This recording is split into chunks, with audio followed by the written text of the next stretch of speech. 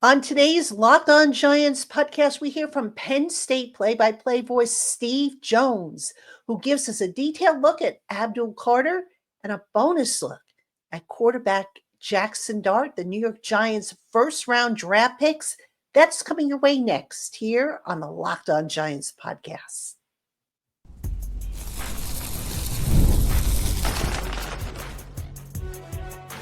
You are Locked On Giants, your daily New York Giants podcast. Part of the Locked On Podcast Network, your team every day. Today's episode of Locked On Giants is brought to you by the Amazon Fire TV Stick 4K. Turn any TV into your Xbox, no console needed. Head to amazon.com/Fire TV Locked On to learn more.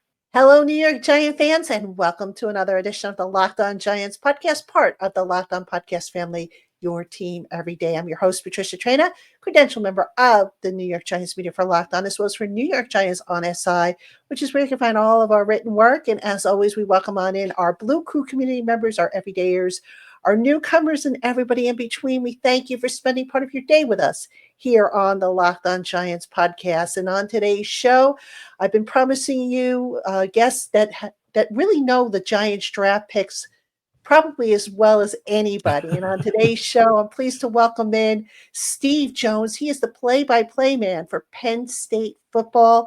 So if there's anybody out there that knows Abdul Carter, the Giants' first-round pick, Steve is our man. Steve, thank you so much for joining us. Yeah, Patricia, it was quite the first round for the Giants because obviously I got a long, hard look at Jaxson Dart in the Peach Bowl as well. I thought the Giants hit 2 home runs in the opening round of the draft because in watching Dart, he can make every throw, can run. And it's not just watching him play in the game live, but it also was the ability to watch him on a lot of video leading up to that. So we can get into that a little bit later if you want. Carter, special talent. I mean, special talent. There's a reason why when you're allowed to go 3 years and out, and he was in that case and ends up being the 3rd overall pick, that's because you're an exceptional talent. But he's an exceptional talent that brings a lot to the table that, let's face it, Shane Bowen is an outstanding defensive coordinator between what he did with Tennessee and now with the Giants. He's really good. He's going to find the versatility of Carter to his liking in that defense. Absolutely. And, Steve, I want to start off by asking you, we're not going to compare Abdul Carter to Lawrence Taylor. That's just not a fair comparison. But that being said, some people have compared him to Micah Parsons, who also famously wore number 11, who played for Penn State. Do you see any kind of, comparison, or are they 2 totally different players? First of all, I'd go back to the Lawrence Taylor era. That's why. I saw him all the time, right? As somebody who grew up as a Giants fan, it was like Lawrence Taylor. I remember, just a quick aside before I get to Carter. Penn State was going to play Rutgers, Giants Stadium. And so the Giants were out there practicing, and they were fooling around at the end. And Taylor was the holder on a placement. Took the snap, rolled right, and threw this 45-yard touchdown pass in the end zone. I thought, that guy can do everything. Now, as for Carter and Micah Parsons, it's interesting because Parsons was mostly a stand-up guy in high school, right? Off the edge, stand-up. Penn State then took him and moved him to linebacker and taught him how to play linebacker. Now, before COVID hit, they were going to move him around in such a way where he'd be an edge guy, a middle guy, an edge guy, and they were going to do that, and that's how they had planned out what was going to be his junior season. Carter came in as a linebacker, and they moved him to defensive end. And this is where Parsons and Carter then merge, because the Cowboys can take Parsons and they can rush him off the edge, or if they want a zone blitz, they can drop him because he knows how to play linebacker. Carter, because he knows how to play linebacker, already knows how to drop and make the proper depth of a drop and make a play like that. And look, I'm not going to sit here and pretend I'm a genius. I work with Jack Ham, okay, on the Penn State broadcast. So I would like to point out that all this incredible analysis of linebackers I am stealing from him, okay? But that's what he can do. The fact that he made the adjustment to playing a down spot was impressive, because it's one thing to blitz, and you're picked up normally in a blitz by a running back. So you brought up Lawrence Taylor. Taylor was originally picked up by running backs. Well, everybody had to then change up. I'm going to keep in a tight end. I'm going to chip with a running back. I've got to get a tackle on him. Taylor changed how people had to protect against a guy like him. So Carter went from being a blitzing linebacker to then now having to go up against somebody that's bigger, longer arms, more powerful. Well, when you do that, what are your traits? Your speed, your quickness, your takeoff. Carter worked diligently, especially after practice, diligently on takeoff, use of hands, and so forth. And he became really, at times, an unstoppable guy off the edge. And again, making the transition from linebacker to edge, and he did it. What went into that transition, though? Because the first couple of years, I believe he played linebacker. Right. Who did somebody just wake up and say, "Hey, let's try him on the edge," or was that brought about because of an injury, or did they just see something in his skill set that made him a good fit for that? James Franklin saw something in the skill set, but it was, in some ways, Carter went to them and said, "Hey, if you need me to do this, I will do it." I mean, Carter actually was really into trying to do this. And so Tom Allen was the one, as the defensive coordinator, helped execute it. But James Franklin's the one that first thought of, hey, let's get him on the edge, because now I can get this powerful force over there. And by the way, if need be, I can drop him. Now, here's the other part. When it became third and obvious pass, or occasionally it could be second and obvious pass, Penn State would go with 3 down linemen, and they would float Carter in the middle. So you didn't know if he was going to drop, if he was going to rush, if they were going to swing him off the edge. And he became an X factor on third and obvious when teams had to put the ball in the air. So a quarterback would have to come to the line of scrimmage, Patricia, and they would have to look at, okay, who's the Mike? Okay, where's the safety? And where's 11? And they had to do that every time, because 11 wasn't always lining up on the edge, especially on obvious pass situations. And that's the kind of versatility and intelligence that you need to play it. And he played it really well. And that's really how Parsons was being used by Penn State at the end, in that floater role like that. But Carter was better off the edge in college than even Parsons was. How sophisticated is Carter's pass rush toolbox at this point? What you need is, for the most part, guys that have a move need a counter move. And that's where he did a great job at Penn State, because he spent, every practice. Hey, you're done with practice. Everybody leaves. And I usually hang around for an extra few minutes just to see, what are guys doing. And there'd be certain guys that would hang around and they'd do the extras. Carter would do the extras. So he would pull aside Deion Barnes, who was Penn State's defensive line coach, or Torrance Brown, who also works with the defensive line, and he'd work on takeoff. Okay. Then another day be working on violent hands. Then another day be working on the agility drills. So he knew, in making this transition, he had to make himself better. And in order to make the transition, he knew he had to do the extras, because it's one thing to be back and playing linebacker and, again, being picked up by a running back, as opposed to, hey, I'm going to need violent hands and I'm going to need takeoff to take on a bigger, stronger man at offensive tackle. And that's what he was able to do. And that's what really impressed me about him. Plus, you could still drop him off in pass coverage, because he can. Hey, Giant fans, did you know your Fire TV is also an Xbox?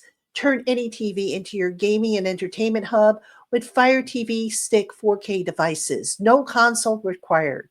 Just grab your paired controller, subscribe or sign into Xbox Game Pass Ultimate with EA Play included, and you're ready to play. Dive into hundreds of premium titles from EA Sports College Football 2025 to Call of Duty Black Ops 6 and Avowed as easily as you stream your favorite TV shows. It's gaming made simple, and it's all on your Fire TV. Just think, with Amazon Fire TV Stick, you can take your online gaming with you anywhere.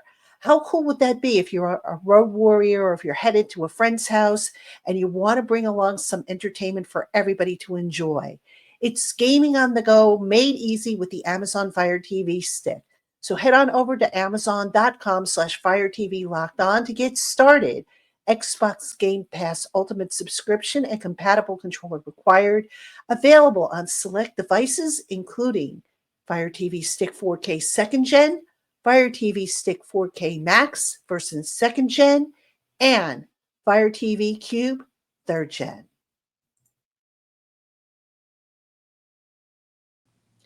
You look at his skill set and you look at what the Giants defense does. Where is he best utilized, and how does he complement Kayvon Thibodeau and Brian Burns?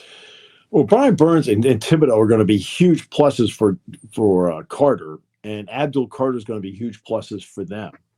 Because if you've got those guys on the field together at one point, well, which one do you try to double? Which one are you sitting there saying, I need to chip with the tight end? Which one are you keeping in a running back to get to?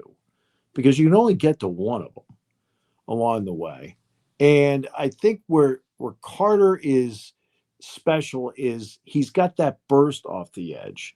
And if you get them all out there, and look, let's face it, they've got one of the ultimate guys in Lawrence at defensive tackle. I mean, look at all the attention he commands. And I think the Giants get it. That with this draft and what they've done, you go out and you get a guy like Carter, who's the best player on the board when they picked at 3. Then you can debate between Hunter and Carter, who's the best guy. All right. And that's fine. You can win with either one of those guys. And they took that guy because they know if I can keep the score down, I can then maybe generate enough offense to win games. And you're going to be able to keep the score down because you're going to have pressure on quarterbacks. Thibodeau can drop, right? Burns can drop. Carter can drop. So now it becomes what they've created with the Giants defensively is a chess game. And you don't have to specialize. If you want to put all 3 guys out there to go with Lawrence, well, now to me, the door opens up. And the great beneficiary is going to be the secondary because they're going to have to make so many quick decisions because of these 3 guys. And I just think it was a smart draft and their ability to use the 3 of them together. Because Thibodeau was a big-time draft pick, but Burns, I think they were able to sign, and now they draft Carter. I just think they've put together something that's really, really special. And again, the ability of Carter, where say I got Burns over here and I got Thibodeau over here. Well, what's keep me from putting Carter floating around in the middle, and now you're trying to pick him up. Oh, and by the way, I was hoping to double Lawrence, and I can't do that now because because Carter may be shooting through the middle. You don't know. Yeah, sort of like almost an amoeba type of look, right? Yes, exactly. That's exactly how I would describe that. You can play it that way. Yeah, I'm telling him how to do his business as a defensive coordinator of the Giants. Yeah, sure. Right. but that's the kind of versatility he brings to the table, and the fact that he is not quote a one-trick pony. That's a big plus in all this, and I think it's he's proven himself to be an outstanding edge rusher, but he's also proven himself. If they kept him at linebacker, he would have been an excellent linebacker. So if you have somebody that can bring that to the table, now I think it opens up possibilities as to what you can do with the Giants defense. Yeah, definitely. They could certainly unlock different levels, kind of like a video game where you unlock different levels. Where does Carter still need to maybe add a little bit more polish to his game? Well, you know what? When you've done it for a year, right, which is what he did for a year, I can just imagine where he's going to be in 2 years. Because in 1 year, he made this quantum leap and became the best defensive end in the Big Ten And he did that in a year after not playing defensive end in the Big Ten. And the other part, too, is this. He got hurt in the Fiesta Bowl, the quarterfinal game against Boise State. And he went out and he rehabbed his backside off. And he played a terrific game in the semifinal against Notre Dame in the Orange Bowl. That should tell Giants fans everything about this part of it. You know, we could talk about, like, where does he need to improve, which was your question. We can talk about, all the athletic traits that he has, how smart he is. But he wanted to play. It was a big game. I'm not going to let my teammates down. And he played really, really well. And he played banged up. And so, where can he be better? I think he's going to get better as time goes, because I think he's going to understand how to set up tackles. He's going to, learn how to set up a running back. I think that's what, comes with playing this instead of the point A to point B deal. When they played Minnesota, though, it was a tight game. And Carter, Brosmer, the quarterback for Minnesota, went back. And the entire premise of the play was to get Carter to run himself out of his lane and run himself out of the play. And Carter came up and saw they were going to go to the running back, stopped and went with the running back and dropped him for a 5-yard loss. The entire premise of the play was for Carter to run himself out of the play. See? So if you're already doing things like that, you have instincts that people value. You sort of touched on my next question about, what kind of person he is, the heart. You mentioned the heart, the will, the drive. What else can you tell me about Abdul Carter as a person? I mean, my first impression of him was a man of few words, all business-like. And but what's he really like? He is a no-nonsense guy, and he's from a no-nonsense family. I can tell you right now, Dad's a no-nonsense guy. Okay. And Abdul gets that from him. He may be a man of few words, but he's better in interviews than he was as a freshman, which is to be expected. When you're filing in the third year, you're probably using more paragraphs in interviews than just pure sentences. And he's done that. And he is somebody that is beloved by his teammates. I mean, they think, look, great locker room presence. And I think he will be more comfortable talking with media as time goes, because he got more comfortable here. And the more he knows you, the more he trusts you. And the more trust he has, the more he'll talk to you. And when James Franklin, and I told Paul this story, when James Franklin brought them in to tell he and Tyler Warren that they were consensus first team All-Americans, Carter was the first guy in.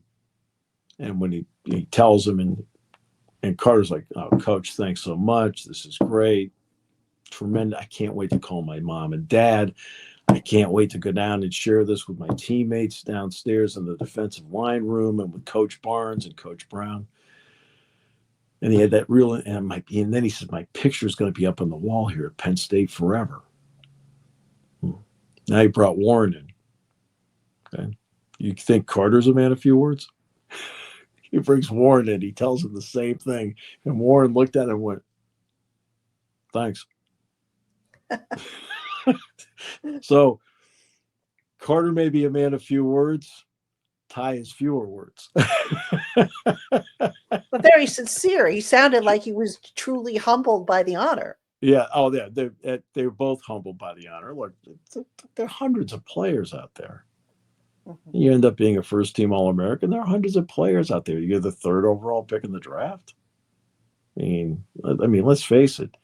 You're recognized as a special talent. Now you have to go out there and you have to show everybody that, they did the right thing. And I'm confident the Giants absolutely did the right thing. Yeah, absolutely. And then, playing in the New York market, it's a tough market. Not that to say that Penn Yeah. State isn't a demanding market because I know you guys live and breathe football out there. But how do you think, given the bright lights of the city, the temptations, do you feel that Carter is going to adjust to that, maybe resist some of the pitfalls that have swallowed up some of the other guys that have come through the doors? That's an excellent question. But Carter also is a Philadelphia guy. He grew up in Philadelphia, so he's been around it. Philadelphia may not be New York, but it's a huge. I mean, it's the fifth largest city in the country. So he does know what the city is like in terms of like, what I mean by the city. I don't just mean Manhattan.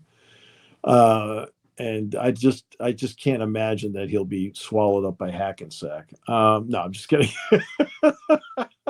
I mean, let's face it. Let's all go to Secaucus. But because he grew up in the city, he's used to the city.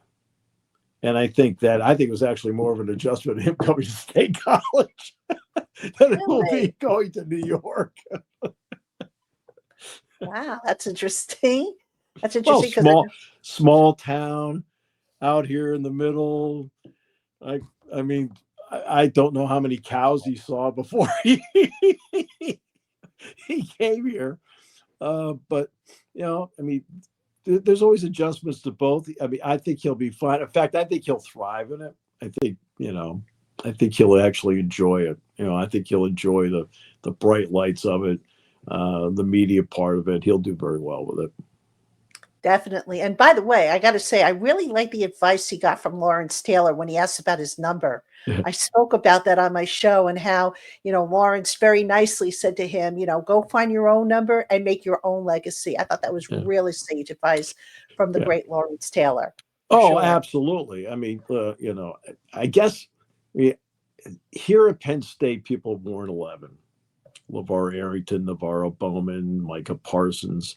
They refer to it as sticks, right? And so he wore 11 here, so he picked up a legacy of a number there. Obviously, at 56 for the Giants means everything, but also 5 + 6 = 11. Okay. Yeah, it does. So if Earl Morrall doesn't mind, he can wear 11. Well, Phil Simms, I think the number's been retired since Phil Simms. Earl Morrall, it's like what the heck. But he can make his own number out there, and he can make it his own, and he can go out there and he can make it special. Because I think LeVar wore 11 here, and I think he wore 56 with Washington. 55 with the Giants. 55 with the Giants. Bowman did not wear 11 with the 49ers. So, Parsons got 11 with the Cowboys, but the Cowboys haven't had a quarterback like Phil Simms, especially in the last 30 years. Yeah, don't say that too loud. Cowboy fans will be all over that. They'll be all over you. Yeah. What is he saying? Right? I'm like, I can read. I watch the games. But he can he'll take a number, he'll make it his own, and it won't be 11, it won't be 56. If the Giants weren't such a great franchise, they wouldn't have retired all these numbers. Yeah, seriously. They had to unretire numbers last year for Malik Neighbors. They unretired one worn by Ray Flaherty. Oh, geez. So, okay, now that one I didn't realize. And I wasn't around when Ray Flaherty played. Okay, so all good.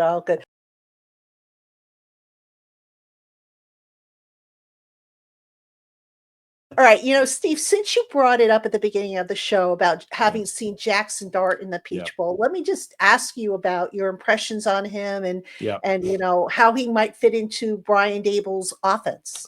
Yeah. So look, there's something I call the SAM principle. What is this SAM? What's the SAM principle? All right. Size, arm, mobility. All right. That was one of the problems that somebody had, in my opinion, in dropping back of the draft. That's not this guy's problem. Jaxson Dart has size.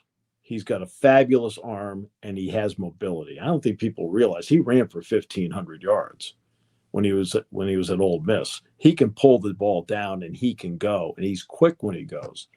Jack Ham and I watched the videos going into the Peach Bowl, and then he played the Peach Bowl against Penn State.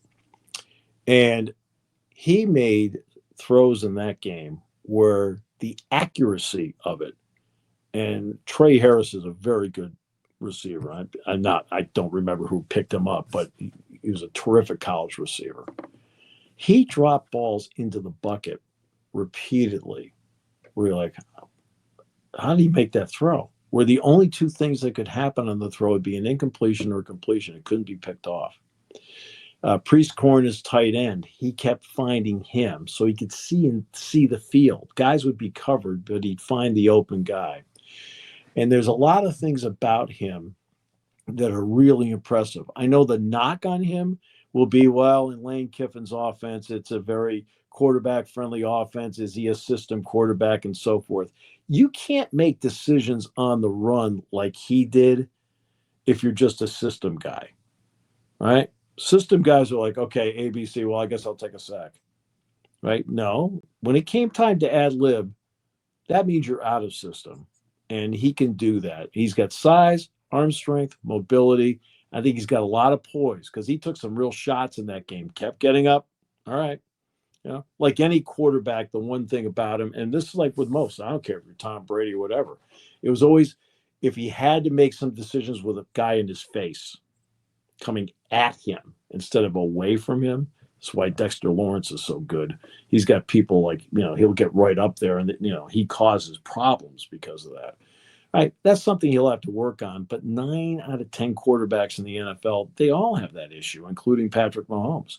So I think that was a gem of a pick for the Giants. I think they made in the first round, they made all the right moves.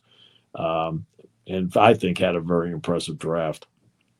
Yeah, for sure. I mean, I know there's some people who are kind of surprised that the Giants just aren't rolling with Dart, just throw him out there. I think it's smart, though, that they kind of, let him acclimate. Do you agree? I absolutely agree with that because I think you've seen over the years, look, let's take Patrick Mahomes. He started one game his rookie year. That was the last game of the season. They let him sit behind Alex Smith the entire time and see how it turned out. Aaron Rodgers sat behind, Brett Favre all that time. Look how it worked out. Jordan Love sat behind Aaron Rodgers all that time. Look how it worked out. With Russell Wilson and Jameis Winston both there, he has 2 veterans that have been around the block, including one that has quarterbacked 2 Super Bowls and won a Super Bowl, that can tell him, hey, okay, let's go up here. Let's put up the video. What do you see? All right. No. When you get to the line of scrimmage, you got to see this, this, and this, and why. Okay. Now let's go to the whiteboard. Okay. 2 veterans can talk to this guy and take him through what an NFL whiteboard looks like. And I think that is so smart on their part to have 2 guys that have been around the block, and not only around the block, but Wilson's been around the block as a player playing in the biggest games and winning them. Winston has the experience of being the first overall pick in the draft and what it's like of the attention of being a first round pick that can help him navigate how to handle being that guy. And remember, too, one of the more famous examples is people forget who the starting quarterback was for the Giants, Kurt Warner, after they made the trade with San Diego to send Phillip Rivers out to the Chargers for Eli Manning. Manning didn't start until after the midseason point, and Kurt Warner was a big reason why Manning had a lot of success because he taught him how to play in the pro leagues. Absolutely good point. It's a point I make all the time. And then, final question about Jaxson Dart. You look at how the offense is built, particularly the receivers, the tight ends. They have, of course, Theo Johnson, who played for the Nittany Lions. Yes. Do you feel that that's a solid foundation for a young quarterback to ultimately step into? It is, because I think they have the receivers to do it. I mean, the Neighbors pick, that's a home run hitter out there. Theo, when he's healthy the entire year, becomes a guy that's really going to help in the running game. And I think look, I didn't see him play in person, only on TV. I thought Cam Scatterbo was a steal when they got him out of Arizona State. I mean, you're talking about a guy that was at Sacramento State and went to Arizona State, and he made himself into a big-time player. And now he'll have a chance on this level. The entire key for Any of them. I don't care whether it's Russell Wilson, whether it's Tommy DeVito, whether it's Jameis Winston, or it's Jaxson Dart. If they get enough time up front, I think they now have the outside weapons and then an interior guy like Theo Johnson where they can get the ball down the field. And it's just going to be how much time can they get up front. And that's going to be one of the important elements of this team, not just in a running game, but also in the ability to protect the quarterback. And that's one of the reasons you don't throw a rookie out there right away. Don't have them out there where they're running for their lives right away because everybody's screaming to play the young guy. Let the veteran understand how to navigate, set protections, and then give the offense the best way to do it. And then Dart can look at that and say, okay, so Russ, what did you see? Why did you set the protection that way? And that, in the end, is going to be a great benefit. Plus, I think Brian knows what he's doing offensively. Yeah, I would like to think so. I mean, certainly. Oh, I know so. He's couched GMs, but anyway, yeah. Steve, fantastic stuff. I can't thank you enough for taking time out to sit and talk with me, not just about Abdul Carter, but about Jaxson Dart. That was a little bonus that I really appreciate you throwing in. And folks, he is Steve Jones. You can find him. He is the Penn State play-by-play man, along with Jack Ham. They do a great job. So if you're a Nittany Lion fan, you're going to hear his voice. You're going to hear their knowledge. You're going to check them out. And Giant fans, that's going to do it for this edition of Locked On Giants. Again, thank you so much for spending part of your day with us here on the Locked On Giants podcast. And we wish you a very happy weekend. We'll see you on Monday, Giant fans.